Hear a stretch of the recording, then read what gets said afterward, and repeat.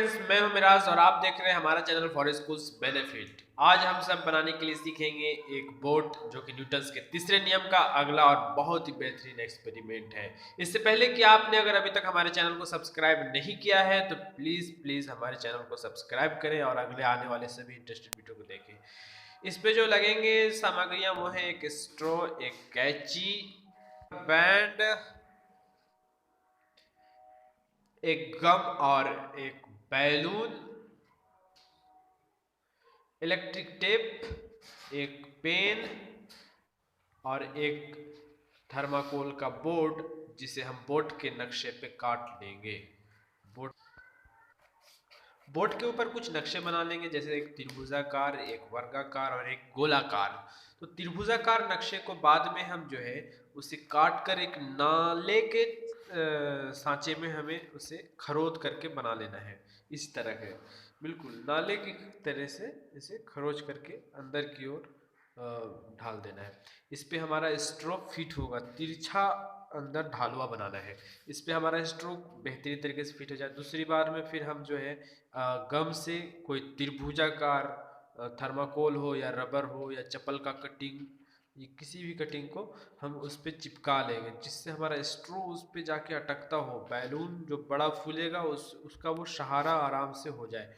फिर उसके बाद हम स्ट्रो को उस नाले पे चिपका लेंगे बेहतरीन तरीके से। इलेक्ट्रिक टेप से हमें चिपका लेना है, जितना ज़्यादा से ज़्यादा मजबूत उसे चिपका लें, क्योंकि आपका बड़ा से बड़ा बैलून उसका वो सहारा बन सके।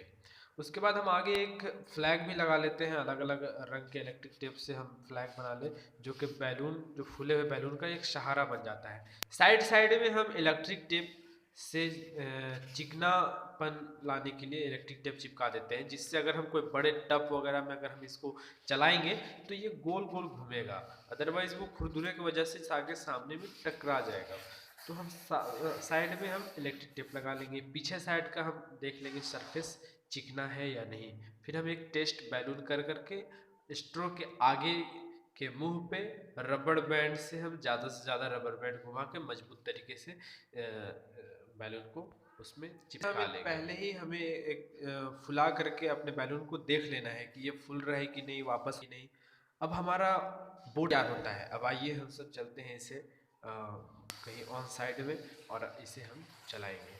हम एक नदी के किनारे पे जाते हैं और देखते हैं कि इसे फुलाने के बाद नदी पे ये तैरता है या नहीं। ये गोल गोल और बल खाता हुआ, कभी दाहिना कभी बायां, बिल्कुल एक बोट का शक्ल बना लेता है। और पीछे जब हवा निकलती है तो ये आगे की ओर उसी रफ्तार से चलता है। बैलून जितना बड़ा होगा हवा उतनी तेज से निकलेगी और हमारा रफ्तार उतना ही तेज होगा। और जितना स्लो चलाएं फिर भी खूबसूरत और बेहतरीन दिखता है।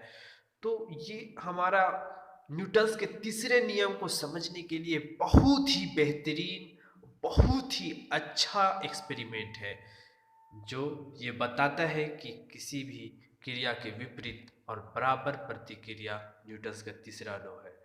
तो इसी के साथ हमारे चैनल को आप सब्सक्राइब अगर अभी तक नहीं किए हैं तो आप सब्सक्राइब करें, हमारे वीडियोस को लाइक करें, दूसरों तक शेयर करें, कमेंट करें। और पिछले वीडियो की तरह इस बार भी एक्सपेक्ट करेंगे कि आप हमारे वीडियोस को बहुत ही लाइक करेंगे। शुक्रिया, थैंक